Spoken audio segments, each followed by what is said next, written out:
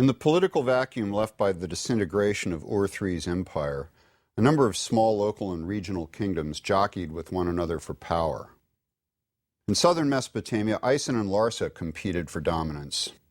Ishbi-Erra's First Dynasty of Isin tried to assume the mantle of Ur-III, but it was unable to make good on its imperial pretensions. His successors took the title King of Ur. They couldn't put the brakes on the centrifugal forces that were at work in lower Mesopotamia. The tightly centralized system of Ur-III had broken down beyond recovery. So with the failure of Isin, local dynasts established their independence, and by the early 19th century BC, intercity warfare had become endemic. Towards the end of the century, Larsa gained the upper hand. Rim-Sin came to the throne of Larsa in 1822 and reigned for 60 years. He built a regional kingdom that stretched for 160 miles through lower Mesopotamia. In 1792, he crowned his achievement by crushing Uruk and annexing Isin. Meanwhile, in northern Mesopotamia, the Amorite adventurer Shamshi-Adad created a realm known to historians as the Kingdom of Upper Mesopotamia, centered around Ashur. Coming to power around 1808, Shamshi-Adad rapidly expanded the area under his authority, conquering a swath of territory that stretched from the Zagros foothills west to the upper Euphrates. He died in 1776. We don't know whether from natural causes or in battle. In the wake of his death, the kingdom he built collapsed as suddenly as it had arisen. Political disintegration set in again, and northern Mesopotamia swiftly broke up into a hodgepodge of small local states. And the power vacuum left by the breakup of Shamshi-Adad's kingdom didn't last long. In central Mesopotamia, Babylon rose to fill the void, under the leadership of another Amorite, Hammurabi, probably the most famous king in all of Mesopotamian history. The city of Babylon itself had been founded far back in the 3rd millennium BC. The name Babylon is Greek, a derivation of the Akkadian name Bab Elim, which means God's Gate. Why the town was called God's Gate is anybody's guess. Maybe it was just the Akkadians trying to make sense of the original pre-Akkadian name, which was Babel-Ur, which doesn't mean God's Gate, but does give us the Hebrew name for the place, Babel.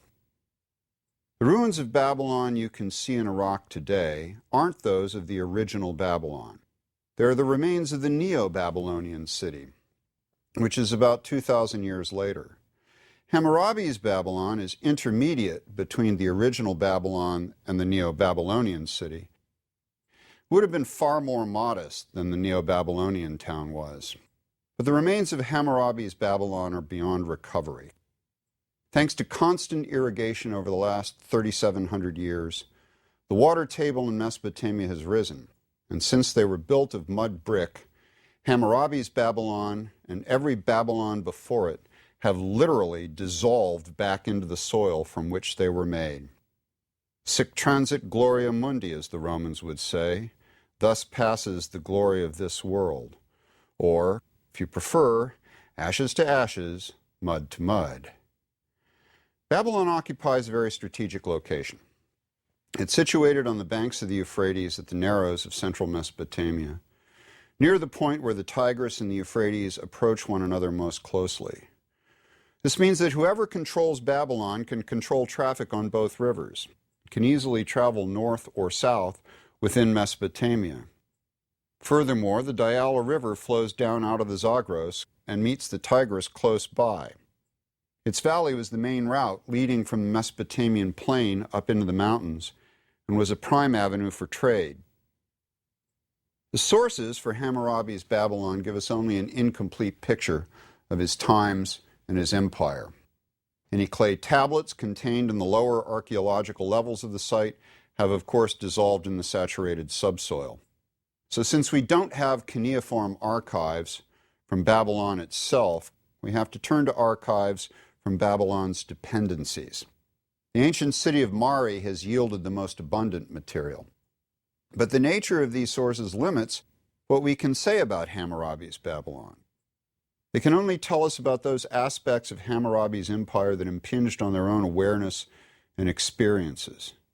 Now, obviously, their perspective and experiences are important, but they don't tell us much about imperial policy, and they tell us nothing at all about the central government and the royal court. Furthermore, their light is also local. Until we recover collections of texts from enough other places, we have no way of knowing whether what they tell us is representative or whether it's peculiar to their own little corner of the empire. Another source of information is inscriptions on durable materials like stone. The most famous of these inscriptions is the Code of Hammurabi, which was found by French archaeologists in 1902. But in order to use these texts as sources, we have to bear in mind their nature. Monumental inscriptions have a monumental purpose. In other words, they aren't government records, they're government memorials, intended to make a statement to the gods and to future generations about the character of the ruler who set them up. As was the case with Ur-3, our best historical source for events in Hammurabi's empire is the naming of years, a practice that dates back to Akkad. The names commemorate the significant event or events in each year. Sometimes they're informative, sometimes they're not.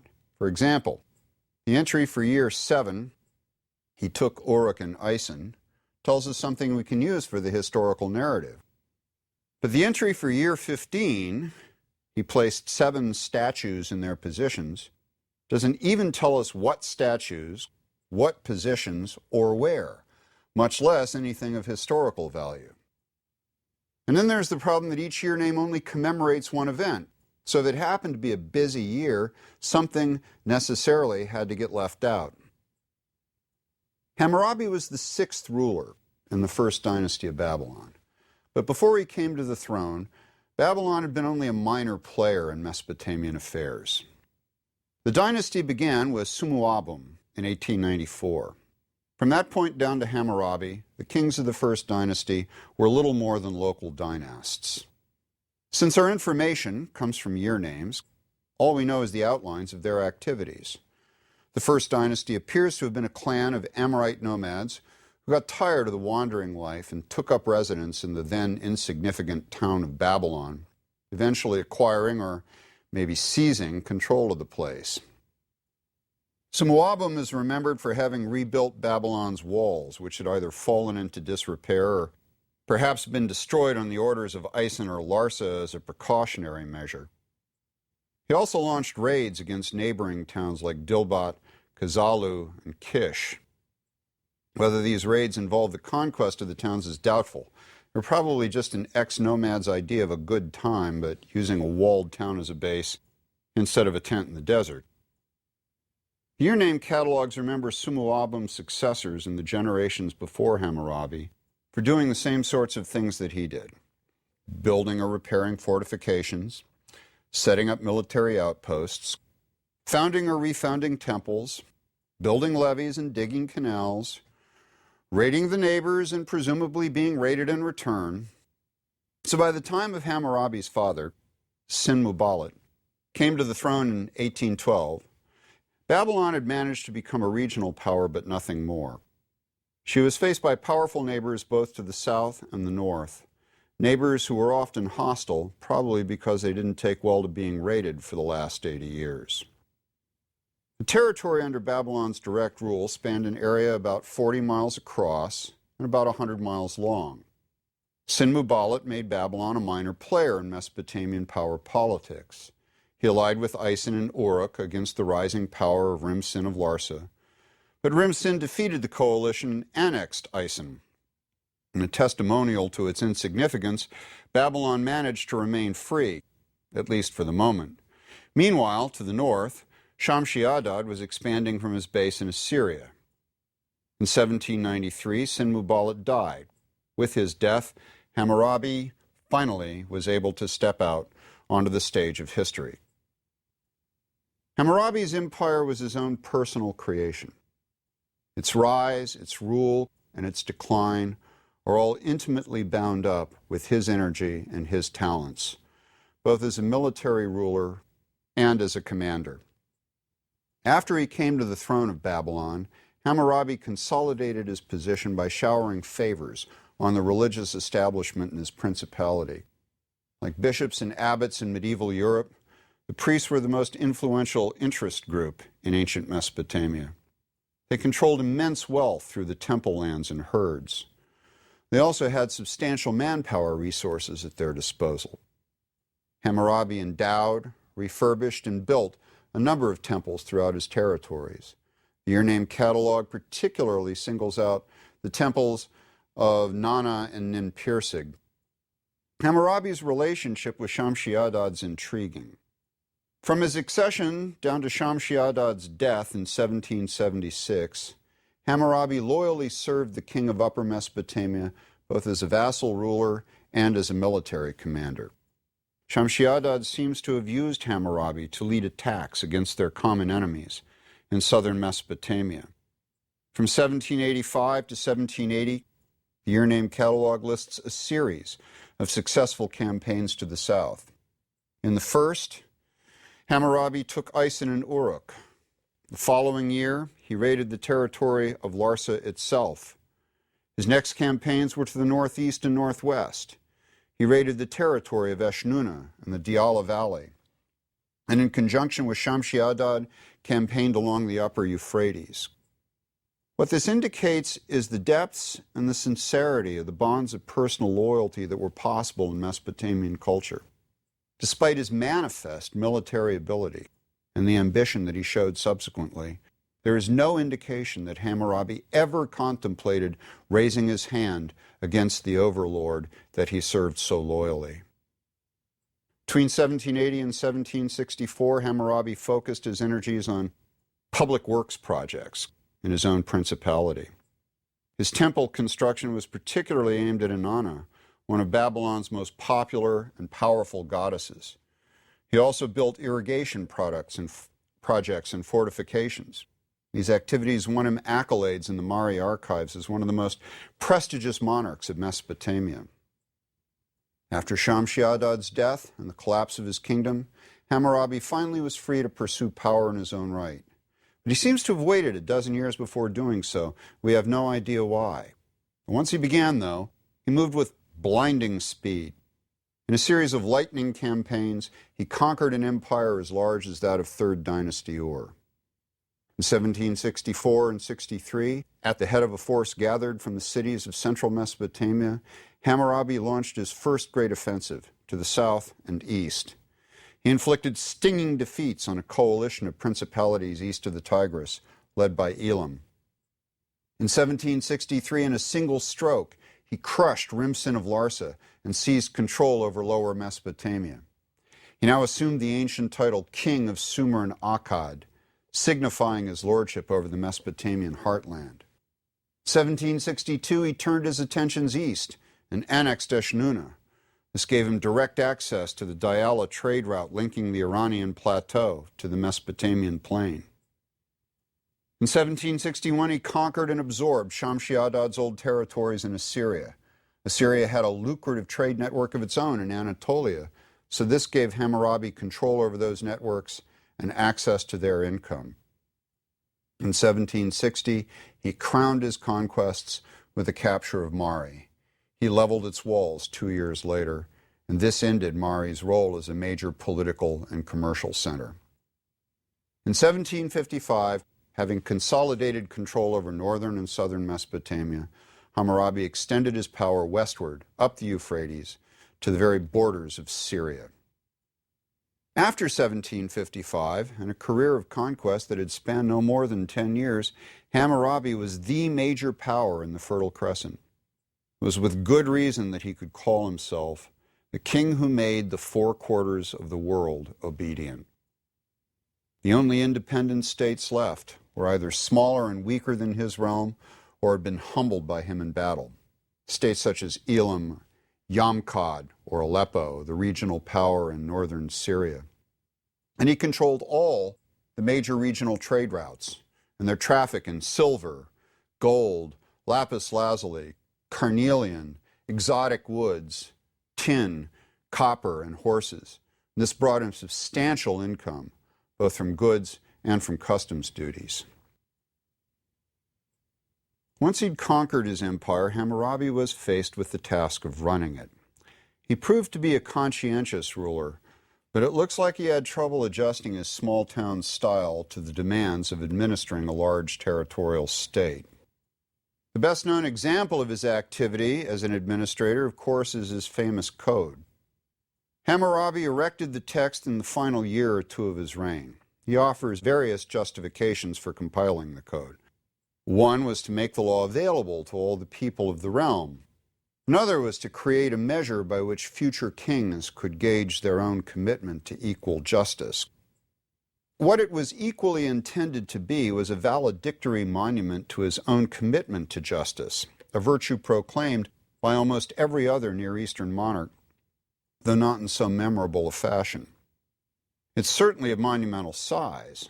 The code is carved on an 8-foot-high slab of basalt, and it's engraved in a very archaic cuneiform script, as all such formal valedictory texts were. Therefore, could only have been read by very learned people, not even by ordinary scribes. It was originally set up in a temple next to a statue of Hammurabi depicting him as the king of justice.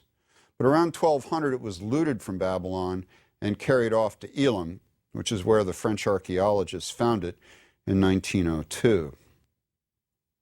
Code is actually more of a law catalog than a law code.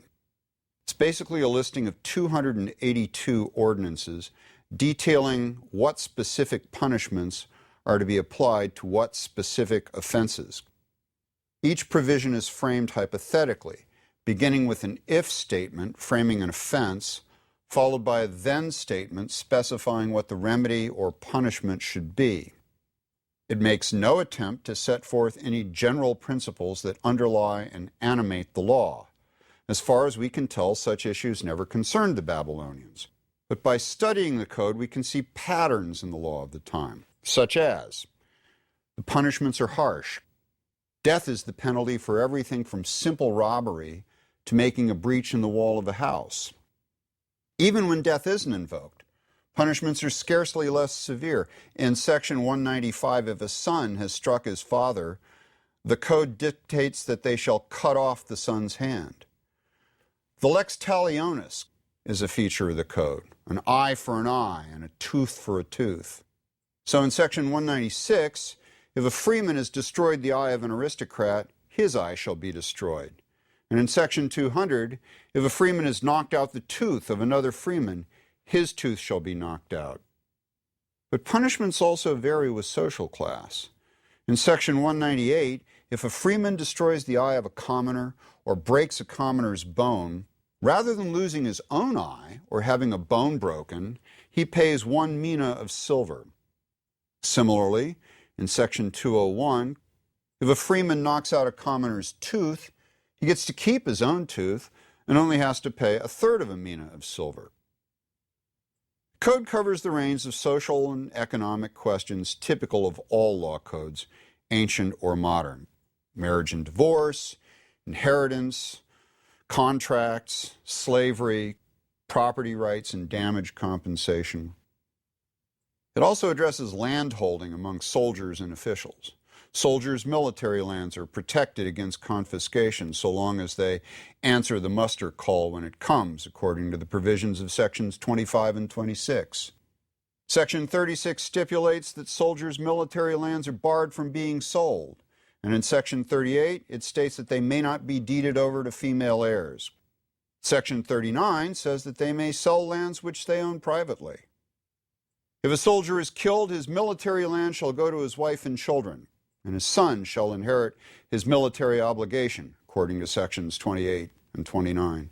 So, by analyzing the specific sections and provisions in the code, we can figure out something about class relationships. But the code never addresses broader issues itself, and it never tells us anything about how the empire was run. It never stipulates what the relationship between classes ought to be. It never addresses where class divisions arise or on what they're based. It never tells us how soldiers were recruited or how they were organized. It says nothing about the central administration. It says nothing about provincial administration. It says nothing about revenues and tribute. And it says nothing about whether its provisions apply to the entire empire or only to the core territory around Babylon. Code does, of course, fit very neatly with the Near Eastern royal ideology's picture of the king as the guarantor of justice. Hammurabi expresses this in the Code's prologue, where he describes himself as the shepherd who brings peace and whose scepter is just. Royal ideology also emphasized the role of the king as caretaker, providing his people with fields and the water to irrigate them. Scrupulous to a fault, Hammurabi undertook land reclamation and irrigation schemes to expand the productive capacity of his realm. Not incidentally, these projects also increased royal production of textiles and foodstuffs such as wool, dates, cereals, and fish. To increase agricultural productivity, Hammurabi deported defeated populations and resettled them on fallow or underused land. Deportation was quickly becoming the preferred Near Eastern method for developing underexploited agricultural resources and reducing the likelihood of rebellion. Royal officials and servants were given lands as payment for their services. These land grants also carried with them the obligation to provide further services to the crown, such as military duty and laborers for royal building projects. Lands belonging to the crown were cultivated by tenant farmers who paid an annual tax. The crown provided its cultivators with the materials they needed, such as oxen, farm implements, and irrigation water. Royal herds were leased to contractors who paid an annual sum in silver in return for the profit they gained from having the animals at their disposal. The royal ideology demanded the king be devout toward the gods. Hammurabi's activity in building and refurbishing temples gave tangible proof of his piety, as well as securing the favor of the priesthoods. His most important deity was Marduk, the chief god of Babylon. Thanks to Hammurabi's conquest, Marduk became the chief deity of the Mesopotamian pantheon.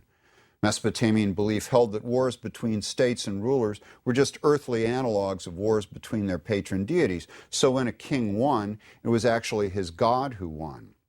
Thus it was Hammurabi's stunning career of conquest that established Marduk as supreme over the traditional gods of Mesopotamia, whom he had obviously vanquished. Hammurabi's activity as a conqueror also fit very neatly with Near Eastern royal ideology. Kings were expected to be active and successful campaigners. But maybe after his stunning conquest of all of Mesopotamia in a mere 10 years, Hammurabi felt that he never had anything else to prove, since he seems to have contented himself afterwards with remaining within his boundaries. Of course, Hammurabi presented his wars as taking place at the initiative of the gods. He says he acts on the command of the god Shamash, or the god Dagon. His weapons are provided to him by Zababa and Ishtar. Most particularly, his strength and his victories come from the paramount god Marduk. You know very little about Hammurabi's army and its organization. The fact that he is repeatedly said to have built fortresses around his realm implies that he had a standing army with which to garrison them. By dispersing that army around the empire, he would have both enhanced security and eased problems of military supply. Any standing army would have been on short call for duty, so these men probably received their rations directly from the king or from his governors. The evidence of the code demonstrates that there was also an active reserve force of soldiers who were given lands by the crown for their support. This resembles the much later Byzantine system of themes. An agricultural activity on these military lands could assume various forms. The code indicates that soldier allotments included both fields and orchards. Whether the reservists worked their lands themselves isn't indicated. It's hard to see the utility of having soldiers working fields and tending orchards, while at the same time they're subject to being called up to active duty, since calling them up would deprive the crops of their labor. So they might very well have leased out their lands or employed tenant farmers instead. The code also mentions officers above the soldiers, but it says very little about their duties other than that they were responsible for mustering the troops. According to the archival sources, Hammurabi was a micromanager who deeply involved himself in the running of his empire. He personally chose the royal agents he placed in subject cities and wrote to them regularly about even petty administrative matters. We found some 200 letters that passed back and forth between Hammurabi and two of his district governors who had been assigned to the recently conquered city of Larsa. The letters come from the period when these officials were new to their jobs and still trying to familiarize themselves with local conditions, while at the same time dealing with cases whose local context was unfamiliar to them. The disputes mostly cover land ownership, taxation, and labor corvées. Hammurabi intruded himself into all of those issues. In one letter, he orders the payment of 10 shekels from a temple fund to ransom a POW. In another, he directs that a musician be allowed to retain ownership of his field. In a third, he directs that the governors deal with a case in which a plot of land was taken from those to whom it was assigned and given to someone else who didn't farm it, but rather gave it to others who did, and then tells them that he wants them to come up with a final judgment in the case and report it back to him. Correspondence between the envoys of Mari, resident at Hammurabi's court, and their city ruler, Zimri Lim, cast the most vivid light on Hammurabi and his administration. This correspondence dates to the years prior to the falling out between Zimri Lim and Hammurabi that led to the capture of Mari in 1760. Hammurabi is portrayed as a mercurial personality who can be both charming and temperamental in the same royal audience. His hands-on style highlights the weaknesses in his administration. He was far too absorbed in detail. This suggests either a lack of self-confidence on the part of his subordinates or an unwillingness on his part to give them the latitude to make their own decisions. It also suggests that the king had failed to think through the administrative consequences of conquering an empire, because he's running it as if it were still a modest regional principality. The greatest weakness that Hammurabi's administrative style involved was that he failed to create an imperial system. The daily government of his empire depended entirely on him. After his death in 1750, Hammurabi's empire swiftly collapsed. Within 10 years of coming to the throne, his son, Samsu-iluna, was faced with major rebellions among the subject peoples of the empire. He had only limited success in maintaining his authority. The worst uprisings were in southern Mesopotamia, were led by Rim-Sin II of Larsa. Samsu-iluna defeated the rebellion, but it took him 4 years, and southern Mesopotamia gradually slipped out of his control. By 1730, the periphery was falling away. Mari was lost, becoming part of the new kingdom of Haina. By 1670, southern Mesopotamia was lost for good, became part of the dimly understood kingdom of the sea land. The loss of southern Mesopotamia cost Babylon its control over the southern trade routes and the rich date and marsh fishing lands of the south.